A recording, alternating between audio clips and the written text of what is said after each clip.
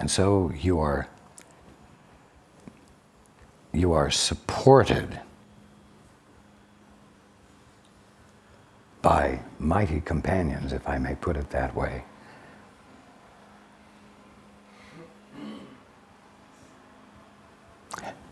But you know what? You're going to have to stop waiting for something out there to happen to trigger it.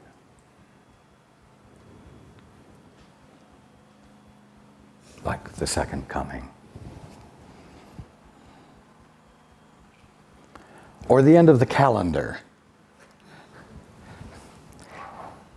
The end of time. And you're going to have to find it in your heart to dare to love your brother enough to let it be your first priority to let him know he doesn't need to be afraid of you.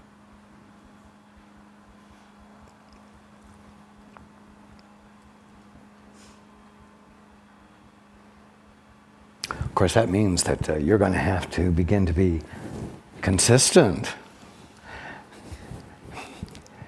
and not one day be pissed off at him and the next day happy with him just because it's your period, or you couldn't make the car payment and so you're upset.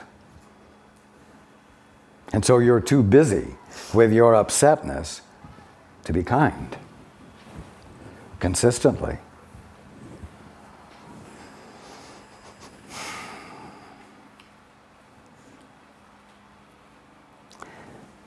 Oh, you say, where am I going to get this capacity to be loving when I haven't been able to pay my car payment, or I'm in the middle of my period, which is hell? Where am I going to get this capacity? Like I said, you have mighty companions with you. And you are more than you think you are at the moment.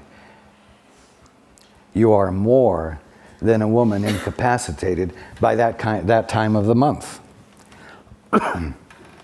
And you are more than a man who should have been able to be responsible for his debts who couldn't meet them.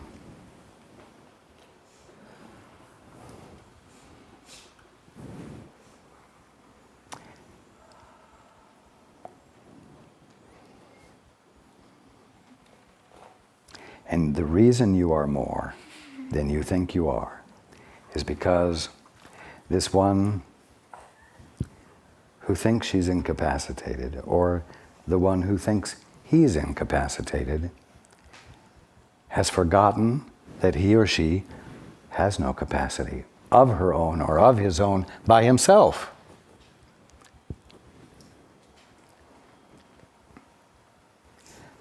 That there is a partner that is responsible for his or her existence, who is being him and being her with all the fullness of his being, with a capital H.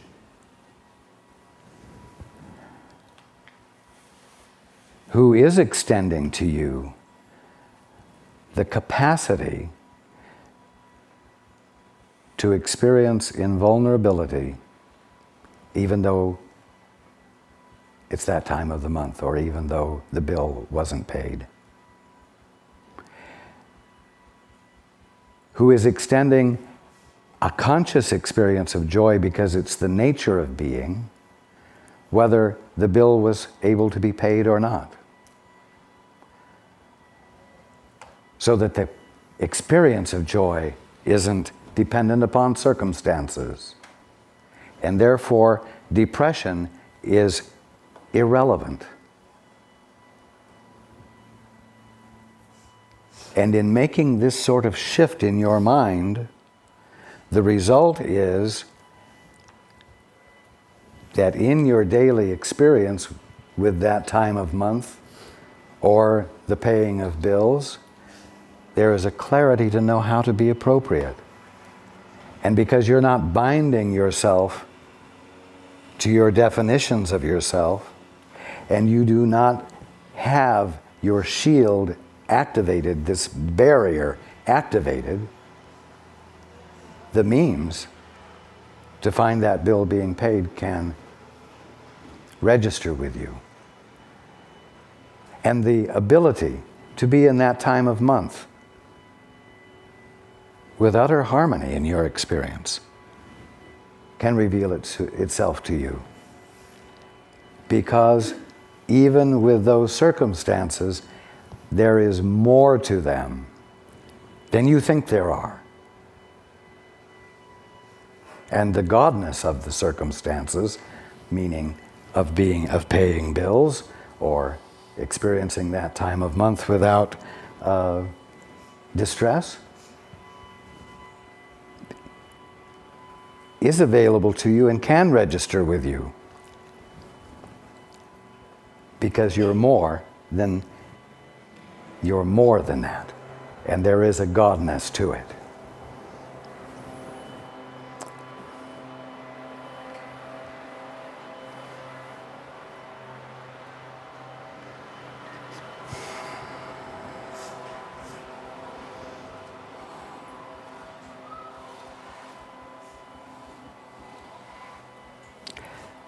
As you are aware, there's a lot of turmoil going on at the present time.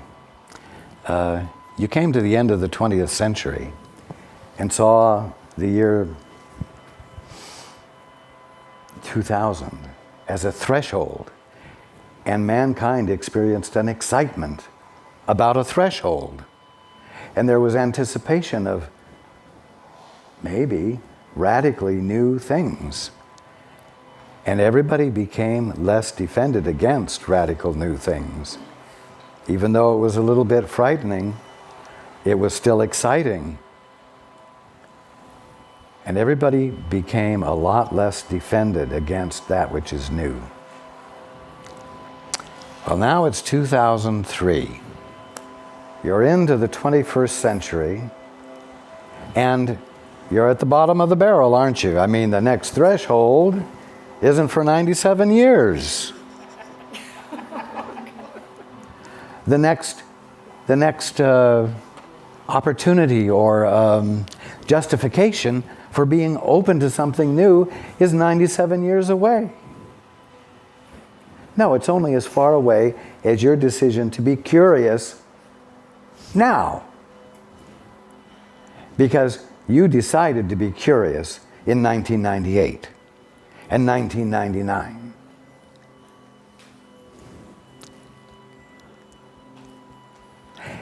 And you know what? You were willing to let the rules of your definitions of life and yourself, you were willing to let them bend. You really were willing to have some miracles happen, weren't you? The possibility was strong because of your belief about it, that the circumstances of life would shift.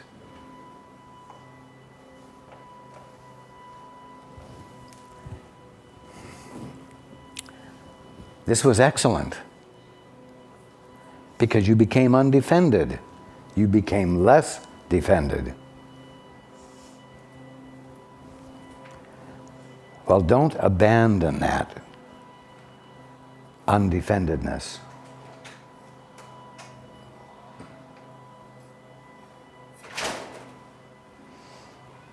Why? Because you are more than you think you are at this moment.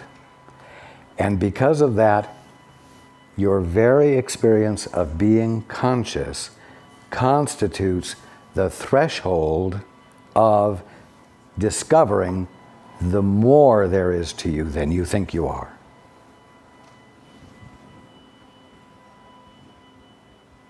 But you're going to have to grab hold of it. You're going to have to resist shrinking back and saying, stuck for another 97 years.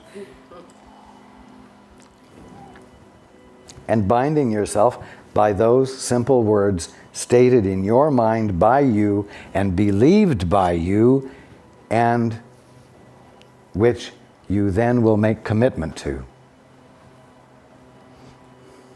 It's more important for you to make commitment to the divinity of your brothers and sisters than it is to make commitment to the poor lousy picture you have of yourself and of existence. Oh, but your conditioning says, I can't make commitment to the excellence in my brother or his worthiness because he's so damned unworthy. And he demonstrates it to me every day. He doesn't demonstrate it to you all by himself. You're doing a dance. Your constant picture of him as being unworthy exudes from you. It tells him, be defended against you. You're not safe to be around. You don't like him. You don't trust him. And if your concept of him fits his concept of him, he then says, and I understand why, because I really am a bastard.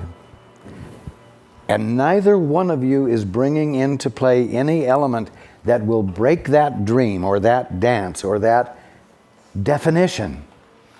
No one is bringing into play any element that inspires both of you out of nothing more than a string of words that you've held in your mind and become devoted to.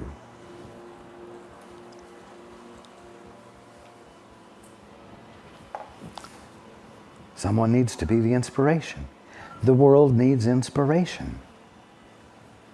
Inspiration. An inhale, an influx of freshness. Freshness gathered from a source other than the definitions you're using. And binding yourselves and each other to.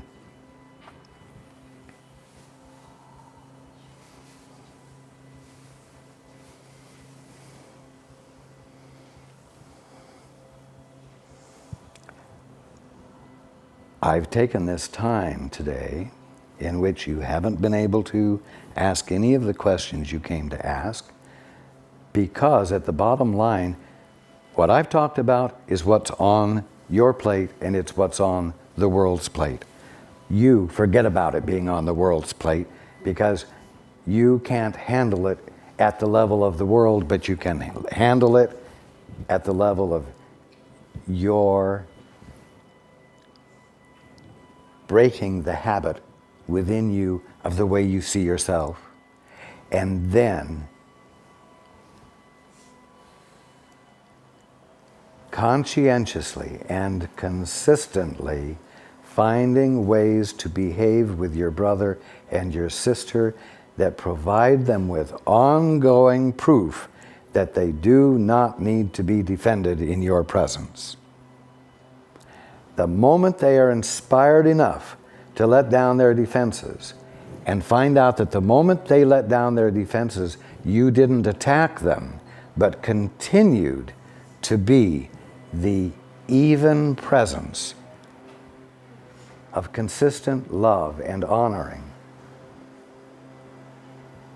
the leaven leavens the whole.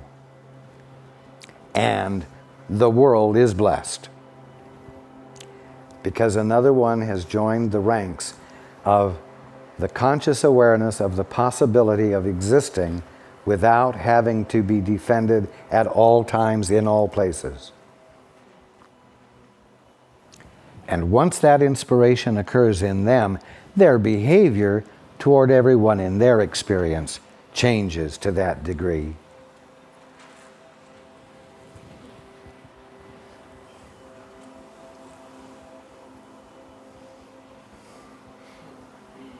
You see? Is anyone sitting there saying, what in the hell is he talking about? Or do you really see?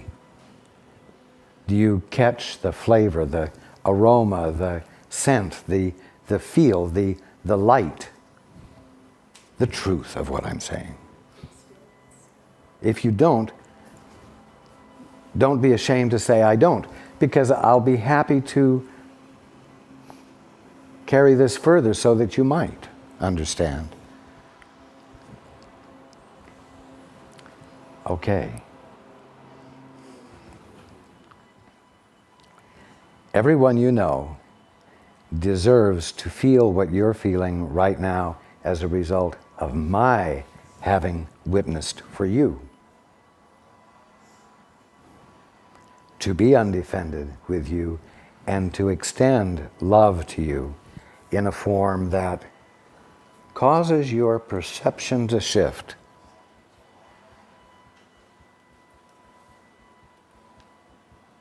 So, go out there and be me. Go out there and be like me.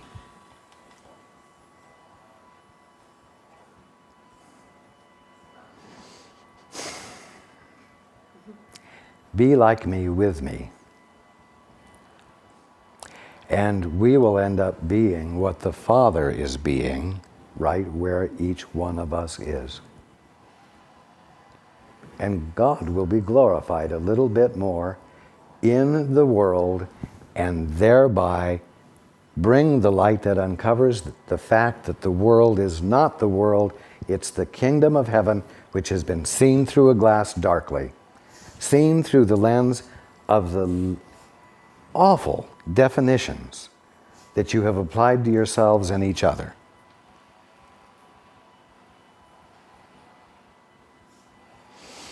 We will take a break. Oh, okay. Hands.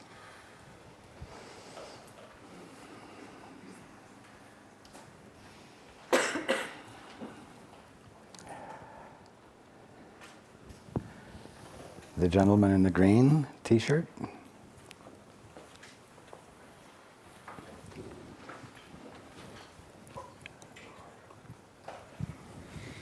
Thanks, Raj. You're welcome. I have a yes, but.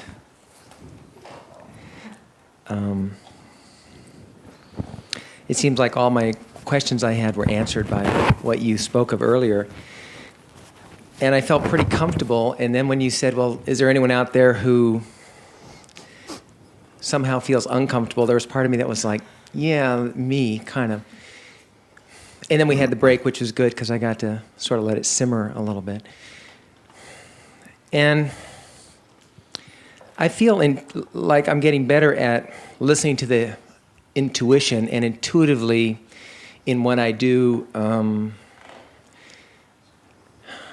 allow people to feel like they can become more undefended. I feel like I can do that.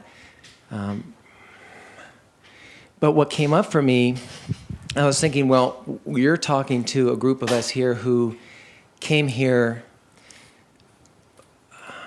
maybe with expectations, maybe just a belief of being open to hearing what you have to say.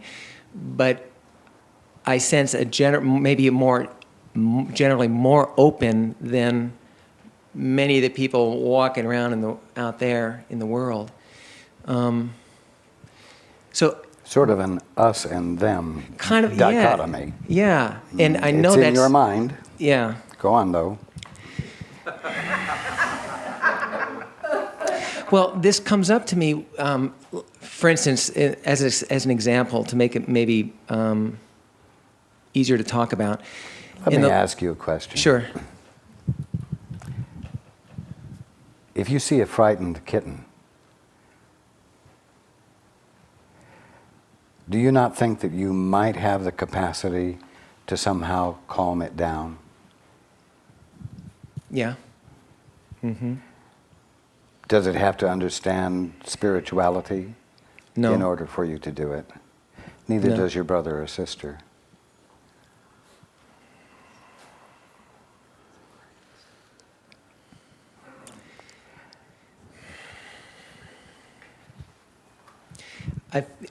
I feel like I get that, but when I'm in a situation where there may be even an inkling of a vested interest on my part, and this came up because you said, well, the biggest challenge you're going to have is to let go of that costume you're wearing, essentially, okay, and reveal what's underneath. So I've been in this sort of negotiation with this other party about opening a business, and I feel like the guidance has been pretty clear, and feel pretty inspired, and we get together, and I extend this inspiration. And when it's not wholly received, or when there's a wall, I either go on the campaign and turn up the volume or try all these different ways to try and convince them, or I feel, rejected, or all that kind of stuff kicks in. And then I started asking myself, well... In other words, you lose your inspiration. Right. That's really the key. The minute any of you loses your inspiration, you become defensive. You shift back. Because what you're doing doesn't seem to be working, and something needs to work. So instead of saying, okay, I'm going to lean more deeply into that place where the inspiration comes, you shift back into the old habit. Right, and especially when there is an apparent vested interest. Of course. Yeah. You really have to stay with the motive of gift rather than getting. And so you need to look very carefully at this potential partnership to see what your motive is. And if it is a motive to get, considering your point on your road home, I would encourage you to think twice before pursuing it to its ultimate conclusion. Because it also appears as though it's a wonderful opportunity to give in a bigger way than I feel like I've maybe not had the capacity, but the opportunity to do up to this point. So that is very exciting. But then it feels as though all the pieces aren't necessarily falling in place to, well, I don't know, maybe I have a perfect picture, I don't know. What would, maybe a question would be, what would, in this situation, what would my father have me do?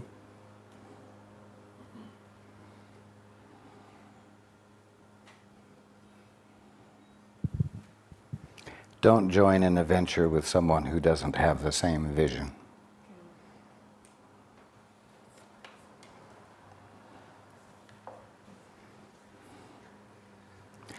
And if your vision is one of getting, and the other's vision is one of getting, I would encourage you not to go into it.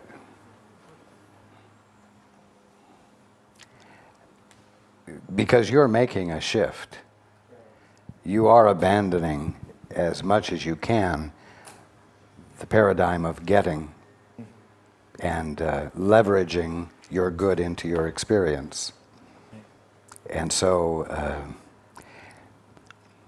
you better not be straddling the fence with one foot in the old paradigm and one foot in the new.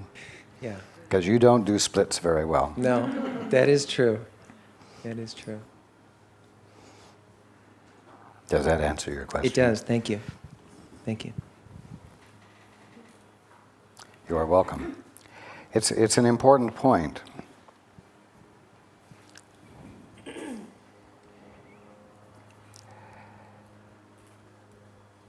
If you are caring enough to share whatever degree of inspiration you have, and it is not heard,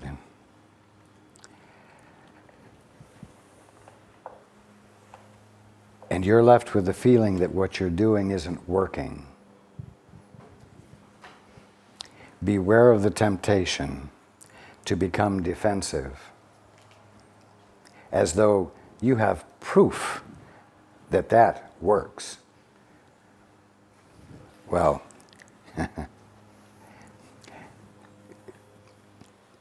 you may think that it works, but you're conveniently forgetting the accompanying misery.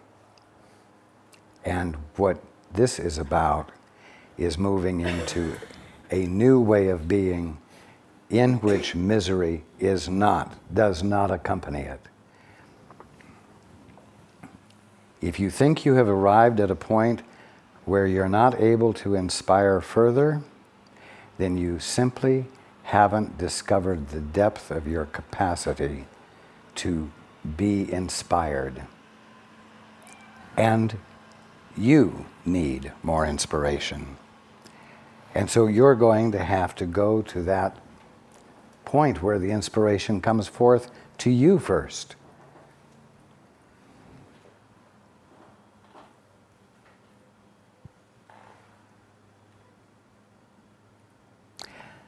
And then if it's still not heard, if it's still not received, you've got to ask yourself whether or not this lack of receipt justifies your abandoning the extension of love and returning to the mode of self-defense in which your body constantly feeds back to you tension, lack of good function. It tells you that you're out of balance. But the assumption is that's life. At least it keeps you safe. Well, it doesn't give you fulfillment.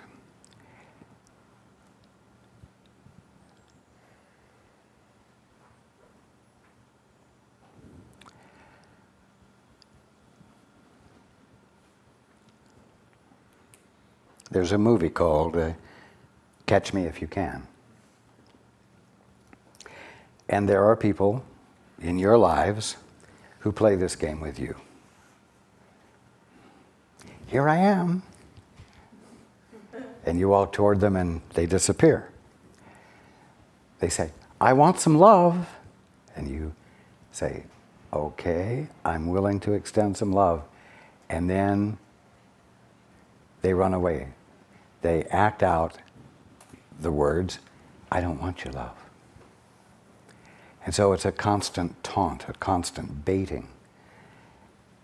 This is not a justification for you not to extend love, but you must resist the tendency or the temptation to engage in the chase. You hear that? That doesn't mean that you abandon the willingness to be the place where inspiration and love can be extended. But you don't run after somebody to give it to them when their intent is to always be just out of reach. It would be better for you to be like an ice cream truck, which is called in the realm of law an attractive nuisance.